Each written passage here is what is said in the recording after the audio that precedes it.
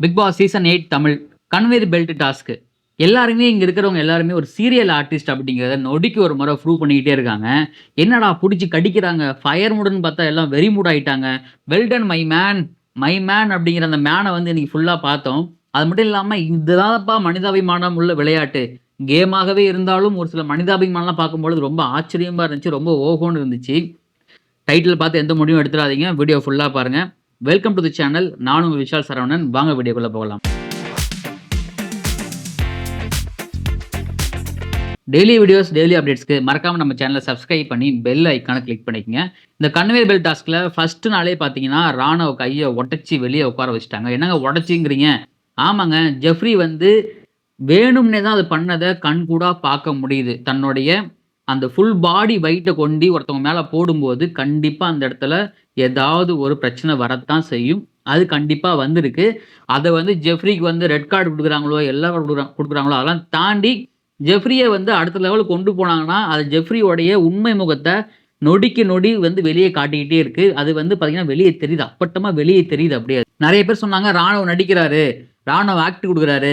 Big pass வந்து பார்த்தீங்கன்னா, இத வந்து ஸ்கிரிப்ட் பண்றாங்க" அப்படின்னு. யாருக்காக இப்படிலாம் பண்றீங்கன்னு தெரியல. ஒருத்தவங்க பெயின் கில்லர் குடுத்து, டேப்லெட் எடுத்து அவங்க வந்து அந்த அடிபட்டுச்சுன்னா, அந்த இடத்துல படுத்து தூங்கும்போது சகஜமா தூங்குறது வழக்கம் தான். அது வந்து அந்த அந்த அறிவு கூட இல்லாம ஷோ பார்க்குறீங்களா அப்படின்னு நமக்கு ரொம்ப ஆச்சரியமா இருக்கு. இன்னொன்னு முத்துக்குமரன் எந்த இடத்துலயுமே வந்து பார்த்தீங்கன்னா, ராணவ் வந்து நடிக்கிறாரு. அவர் வந்து இந்த மாரி ஆக்ட் பண்றாரு அப்படின்னு சொல்லவே இல்ல. சௌந்தர்யாவுடைய அந்த பேட்ச் ஒர்க் பண்றது சௌந்தர்யா பேர் கெட்டுடுச்சுன்னு பேட்ச் ஒர்க் பண்றதுக்காக முத்துக்குமரன எடுத்து உள்ள விடுறாங்க. இதெல்லாம் பார்க்கும் பொழுது பிஆர் ஒர்க் ரொம்ப பீக்ல இருக்குல்ல அப்படின்னு தோணுது. ஸோ இதெல்லாம் முடிஞ்சதுக்கு அப்புறம் ராணுவ கை உடைஞ்சிருச்சு. அவரு வெளிய உட்கார்ந்துட்டாரு. இந்த டீம எப்படி கொண்டு போனாங்கன்னா, அதாவது 2, 2 குரூப்பா சேர்ந்துட்டாங்க. 2, 2 குரூப்பா சேர்ந்துட்டு என்ன பண்ணிட்டாங்கன்னா, முத்துக்குமரனோட டீம் அட்டாக் பண்ணணும் அப்படிங்கிறது தான் இந்த பக்கம் வந்து ரெட் டீமுக்கும், பிங்க் டீமுக்கும் உள்ள மிகப்பெரிய ஒரு தலையால கடமையா இருந்துச்சு. ஏன்னா, அவங்க 2 இப்ப முத்துக்குமரன் பயங்கர ஸ்ட்ராங்கா விளையாடுறாரு. ஸோ இதுல அப்பார்ட் ஃப்ரம் கேம தாண்டி ரூல் பிரேக் பண்றாங்க நெறைய. இந்த ரூல் பிரேக் தான் வந்து பார்த்தீங்கன்னா, நெறைய பிங்க் டீம் பண்ணிக்கிட்டே இருக்காங்க. அதாவது ஜெஃப்ரி, அன்ஷிதா, பவித்ரா ரூல் பிரேக்லாம் பண்ணிட்டு நாங்க பண்ண தப்பு தான் அப்படின்னு கைய தூக்கிட்டா, இந்த வீட்ல எல்லாத்தையும் வந்து அப்படியே பண்ணிட்டு அப்படியே கடந்து போயிடுவாங்க இல்லைங்களா? அது வந்து காலகாலமா நடக்குது. அத வந்து மஞ்சரி சுட்டி காட்டுறாங்க அத. ஏன்னா ரூல் பிரேக் பண்றாங்க. கல்ல ஒளிச்சு வைக்கிறாங்க. அந்த கோர்ட்டுக்கு வெளியில இருந்தா எடுக்கணும்னு சொல்றாங்க. ஆனா கோர்ட்டுக்கு உள்ள போய் தான் எடுக்குறாங்க. கடிக்கிறாங்க. பவித்ரா வந்து ஃபயர் மோடுன்னு சொன்னாங்க. ஆனா அது ஃபயர் மோடு கிடையாது. அது வெறி மோடு.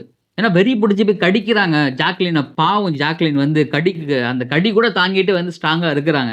இப்படிலாம் நடந்துட்டு இருக்கும் பொழுது, இந்த 2 டீம் அதாவது அருண் பிரசாத்தும் நான் சீரியல் ஆர்டிஸ்ட் சொல்லியிருப்பேன் இல்லைங்களா ஆரம்பத்துல. ஏங்க எல்லாம் சினிமா சீரியல் ஆர்டிஸ்ட் சொல்லிட்டே இருக்கீங்க அப்படின்னு கேட்டீங்கன்னா, அருண் பிரசாத்தும், விஜே விஷாலும் முத்துக்குமரன எந்த அளவுக்கு போட்டு நாக் பண்ண முடியுமோ, லாக் பண்ண முடியுமோ அது எல்லாம் பண்ணிட்டு, கடைசில இவங்களுக்கு அடிபட்டுச்சுன்னு வெளிய வந்து உட்கார்ந்துகிட்டு நின்னு பார்த்து அழுவாங்களாம். "ஐய்யய்யோ! இந்த கேம் என்ன இப்படி நடந்துகிட்டு இருக்கு?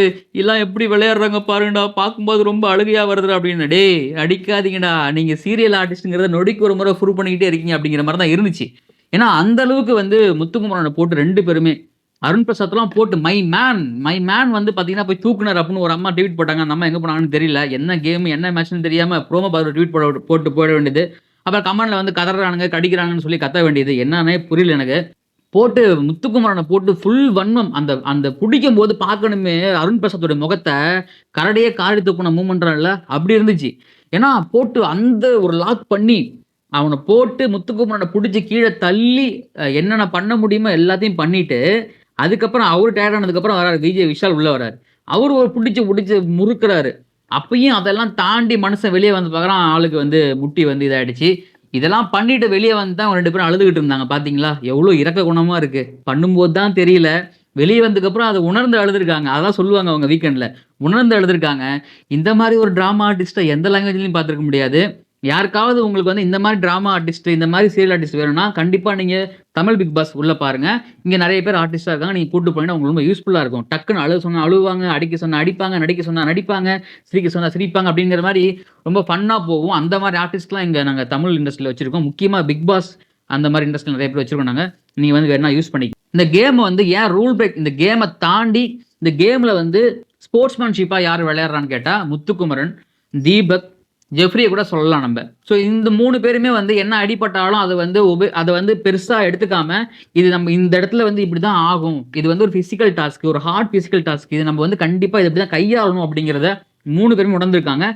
மஞ்சரியும் சொல்லி ஆகணும், ஜாக்லின்னு சொல்லி ஆகணும். ஏன்னா எல்லாருமே ஒரு மாரி இவங்க நான் சொன்ன 5 பேருமே வந்து கான்ஷியஸா இருக்காங்க. இது பிசிக்கல் டாஸ்க் கண்டிப்பா அடிபடும். கண்டிப்பா நெறைய விஷயங்கள் நடக்கும் அப்படிங்கிறத கான்ஷியஸாவும் இருக்காங்க. மத்தவங்களுக்கு அடிபடாத அளவுக்கு பார்க்கறதுல ஒரு விதத்துல ஜெஃப்ரிய தவிர மத்த எல்லாருமே ஒரு கான்ஷியஸா இருக்காங்க. ஜெஃப்ரி விஷயத்துக்கு வருவோம் நம்ம. ஜெஃப்ரி வந்து பார்த்தீங்கன்னா, நேத்து வேணும்னே தள்ளி விட்டு ஒருத்தன் கைய உடைச்சுட்டீங்க. இந்த பக்கம் இன்னைக்கு சண்டைக்கு வா, நீ வேணா சண்டைக்கு வா, இப்ப வா, இப்ப வா, இப்ப வா. ஆமா தப்பு தான் பண்ணிட்டோம். இப்ப என்ன பண்ண போறீங்க? அப்படிங்கிற தோணியில ரஞ்சித்த போய் மிரட்டுறத வந்து எந்த இடத்துலயும் ஏத்துக்க முடியாது. ரஞ்சித் விலகி போறாரு. எஸ் அவர் வந்து ஏதோ பண்றாரு. அவர் நடிக்கிறாரு, ஏதோ பண்றாரு விட்டுட்டு போங்க. அவர் வந்து கேட்டுட்டு விலகி போறாரு. ஆனா அவர் போறவர புஷ் பண்ணி இழுத்து, வாங்க வந்து கேட்டு பாருங்க. இப்ப என்ன பண்ண போறீங்க? என்ன செய்ய போறீங்க? அப்படிங்கிற தோணியில பேசுறது ஜெஃப்ரிக்கு ரொம்ப நல்லது கிடையாது. ஜெஃப்ரி வந்து நீங்க இது மட்டுமே கிடையாது. இது மட்டுமே கிடையாது. இத தாண்டி நீங்க நெறைய விஷயம் பார்க்கணும். அதுக்கு இந்த மாரி ஆட்டிட்யூட்லாம் ரொம்ப வொர்ஸ்ட் ஆட்டிட்யூடு. இதெல்லாம் கண்டிப்பா தயவு செஞ்சு மாத்திக்கணும். இன்னொன்னு அவரு கேரக்டர் எல்லாமே பார்த்தீங்கன்னா, நமக்கு நாமினேஷன் ஃப்ரீ பாஸ் கிடைச்சிருச்சு. நம்ம யாரும் இந்த வாரம் வெளிய அனுப்ப மாட்டாங்க.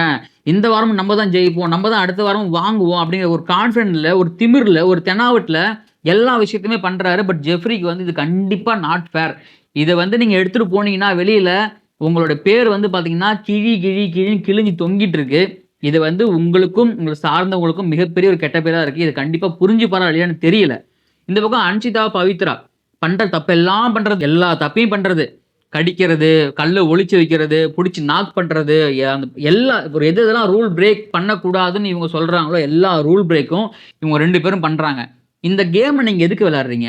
இது ஒரு பிசிக்கல் டாஸ்க் தான். நீங்க ஹர்ட் பண்றீங்க. எல்லாமே நடக்குது. ஆனா, அங்க ஒரு கண்ணியம் இருக்கணும் இல்லைங்களா? அங்க ஒரு ரூல் பிரேக் பண்ணாம கரெக்ட்டா விளையாடணுமா இல்லையா? அது எதையுமே கடந்துக்கலாம பண்ற தப்பு எல்லாத்தையும் பண்ணிட்டு, ஆமாங்க நான் தப்பு பண்ணிட்டேங்க. சாரிங்க, மன்னிச்சிடுங்க அப்படிங்கிறது எந்த விதத்துல ஏத்துக்க முடியும்? இது வந்து நாட் அக்செப்டன்ஸ். இத வந்து யாருமே ஏத்துக்க முடியாது. இது ரொம்ப வெரி, வெரி வொர்ஸ்ட் கேமா இருக்கு. இப்ப நான் ஏற்கனவே சொல்லியிருந்தேன் இல்லைங்களா? முத்துகம் டீம் பிளாக் டீமு, ஜாக்லின் இருக்கிறது எல்லோ டீமு. இப்ப இந்த எல்லோ டீமும், பிளாக் டீமும் சேர்ந்து தான் 2 விளையாண்டாங்க. அந்த மாரி அந்த பக்கம் வந்து பார்த்தீங்கன்னா, பிங்க் டீமும், ரெட் டீமும் சேர்ந்து விளையாண்டாங்க.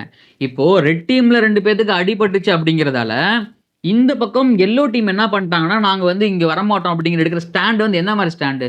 நீங்க ஆல்ரெடி வந்து முத்துக்குமரன்ட்ட பேசிட்டீங்க. நம்ம சேர்ந்து விளையாடலாம், சேர்ந்து எடுக்கலாம் அப்படிங்கிறது. அப்போ அவங்க விளையாண்டா அடிபட தான் செய்யும். அடிபட்டு வெளிய போயிட்டாங்கன்னா, அது அவங்களுடைய தப்பு. அப்படி இருக்கும்போது நீங்க ஆப்வியஸா எந்த பக்கம் நீங்க நின்றுக்கணும் நீங்க? நீங்க இந்த பக்கம் தான் நின்றுக்கணும். அப்படி இல்லாம நீங்க வெளிய நின்னு வேடிக்கை பார்த்தது, ஜாக்லினா இருக்கட்டும், ரயானா இருக்கட்டும், ரஞ்சிதா இருக்கட்டும், ரொம்ப வொர்ஸ்ட் கேம் விளையாடுறீங்க. ரயான்லாம் பார்த்தீங்கன்னா, இந்த ரயான்லாம் வந்து சௌந்தர்யாவ தடுக்கவும் கிடையாது. மத்த போட்டியாளர்கள் அதாவது நான் வந்து இங்க சப்போர்ட் பண்றேன்னு சொல்லிட்டு, உள்ள ஒரு கருப்பாடா உள்ள இருந்துகிட்டு, அந்த பக்கம் சப்போர்ட் பண்ணிட்டு இருக்குது வெளியில அப்பட்டமா தெரியுது. ரயானுடைய பச்சோந்தித்தனமான கேம் நல்லாவே தெரியுது. இது ரொம்ப ரொம்ப வொர்ஸ்ட்டான கேம் பிளே. இந்த கேம் பிளே வந்து கொண்டு போனாங்கன்னா, வீக்கெண்ட்ல கண்டிப்பா மாட்டிப்பீங்க. இதெல்லாம் தாண்டி இந்த கேம் வந்து இவ்ளோ ஹார்ஷா விளையாடணுமா? இவ்ளோ ஹார்டா விளையாடணுமான்னு கேட்டா, இவ்ளோ ஹார்டா இதுக்கு முன்னாடி நெறைய கேம் விளையாண்டுருக்காங்க. இதுக்கு அதுவும் ரொம்ப ஏர்லியா விளையாண்டுருக்காங்க. இது ரொம்ப லேட்ன்னு நான் நெனைக்கிறேன். ஏன்னா, இங்க எல்லாருமே பார்த்தீங்கன்னா, இந்த கேம் பிசிக்கல் டாஸ்க் கண்டிப்பா இருக்கும். இங்க விஷயங்கள்லாம் நடக்கும்னு தெரிஞ்சு தான் எல்லாம் உள்ள வராங்க. அதுல யாரு ஒரு சில பேர் ரொம்ப கவனமா விளையாடுறாங்க. அந்த கவனத்த யாரு கொண்டு போறாங்க? அந்த கவனத்துல வந்து ஸ்போர்ட்ஸ்மேன்ஷிப்பா யார் எடுத்துக்கிறாங்க? பெர்சனலா கொண்டு போகாம இது ஒரு கேம்ன்னு யார் எடுத்துக்கிறாங்க அப்படின்னு தான் மக்கள் வெளிய உட்கார்ந்து பார்த்துட்டு இருக்காங்களே தவிர, மக்களுக்கு நல்லா தெரியும். இந்த கேம வந்து எப்படி பார்க்கணும்? இத எப்படி நம்ம சப்போர்ட் பண்ணணும் அப்படின்னு கண்டிப்பா மக்களுக்கு தெரியும். ஆனா, அத தாண்டி ஒரு சில பிஆர்ஓக்கள் பண்ற வேலைகள் இருக்கு தெரியுமா? நான் ஏற்கனவே சொல்லிட்டேன். பிஆர்ஓக்கள் வேலை பண்ணணும்னா, அதுக்கு உள்ள இருக்கிற போட்டியாளர்கள் அவங்களுக்கு கன்டென்ட் குடுக்கணும். அப்படி கன்டென்ட் குடுத்தா மட்டும் தான் பிஆர்ஓக்கு வேலையா இருக்கும். அதே மாரி குடுக்குற கன்டென்ட் நம்ம எந்த அளவு தான் முட்டு குடுக்க முடியும் இல்லைங்களா? ஸோ முட்டு குடுத்து எனக்கு தெரிஞ்சு நவ் டேஸ் வந்து பார்த்தீங்கன்னா, அதுவும் லாஸ்ட் 2 டேஸா சௌந்தர்யாவுடைய பிஆர்க்கெல்லாம் வந்து பார்த்தீங்கன்னா, ரொம்ப அவங்களுக்கு முட்டு குடுக்குறதுக்கு என்ன பண்றதுன்னே தெரியாம என்னென்னமோ பண்ணக்கூடாதோ எல்லாத்தையும் உட்கார்ந்து சோசியல் மீடியால பண்ணிக்கிட்டு இருக்காங்க. ஸோ அந்த மை மேன், அப்புறமா பார்த்தீங்கன்னா சீரியல் ஆர்டிஸ்ட் ஐயோ! பார்க்க ரொம்ப பாவமா இருக்கு, அழுகுறாங்க. அந்த விஷயமா இருக்கட்டும், அடிப்பட்ட விஷயமா இருக்கட்டும், நாமினேஷன் ஃப்ரீ பாஸ் யாருக்கு கிடைக்க போகுது? யாருக்கு போனா நல்லா இருக்கும்? எந்த டீம் ஒழுங்கா கேம் ஆடுறாங்க? இந்த கேம் இவ்வளோ ஹார்ஷா விளையாடணுமா? அப்படின்னு பல கேள்விகள் நமக்குள்ள எழுந்துகிட்டு இருந்தாலுமே, இது ஒரு ரியாலிட்டி ஷோ. இந்த ரியாலிட்டி ஷோல நடக்கிறத நம்ம பார்த்து தான் ஆகணும். புடிக்காதவங்க பார்க்காதீங்க அப்படிதான் சொல்ல முடியும் நம்ம. ஏன்னா, நல்லா தெரியும் இங்க என்ன நடக்க போகுது, என்ன நடக்காது அப்படிங்கிறத தாண்டி, யார் வின் பண்ண போறாங்க? யாரு நல்லா கேம் விளையாண்டாங்க? யாரு வொர்ஸ்ட்டா கேம் விளையாண்டாங்க? வொர்ஸ்ட் கேம்னா அழுகுனி ஆட்டம். நல்லா கேம் விளையாண்டாங்கன்னா ரூல்ஸ வந்து யார் பார்த்து விளையாண்டாங்க அப்படிங்கிறது தான் இங்க எண்ட் ஆஃப் த டே வந்து நிக்க போகுது. ஸோ இன்னும் ஒரு நாள் இந்த கேம் பெண்டிங்ல இருக்கு. யாருக்கு நாமினேஷன் ஃப்ரீ பாஸ் போக போகுது? என்ன மாரி பண்ண போறாங்க? இந்த கேம்ல ராணுவ தொடருவாரா? தொடர மாட்டாரா? இந்த வீக் டபுள் எவிக்ஷனா? ட்ரிபிள் எவிக்ஷனா? இல்ல இந்த கேமோடைய அடுத்த கட்டம் என்னவாக இருக்க போகுது அப்படிங்கிற எல்லா அப்டேட்டும் உங்களுக்கு அடுத்தடுத்து வந்துட்டே இருக்கும். அதுக்கு நீங்க பண்ண வேண்டியது ஒண்ணே ஒண்ணு தான். மறக்காம நம்ம சேனல சப்ஸ்கிரைப் பண்ணிக்கங்க. முக்கியமா பெல் ஐகான் கிளிக் பண்ணிக்கங்க. வீடியோ பத்தி கருத்துக்கள கமெண்ட்ல பதிவு பண்ணுங்க. வீடியோ புடிச்சிருந்தா உங்க ஃப்ரெண்ட்ஸ்க்கு ஷேர் பண்ணுங்க, லைக் பண்ணுங்க. நானும் உங்க விஷால் சரவணன். நன்றி, வணக்கம்.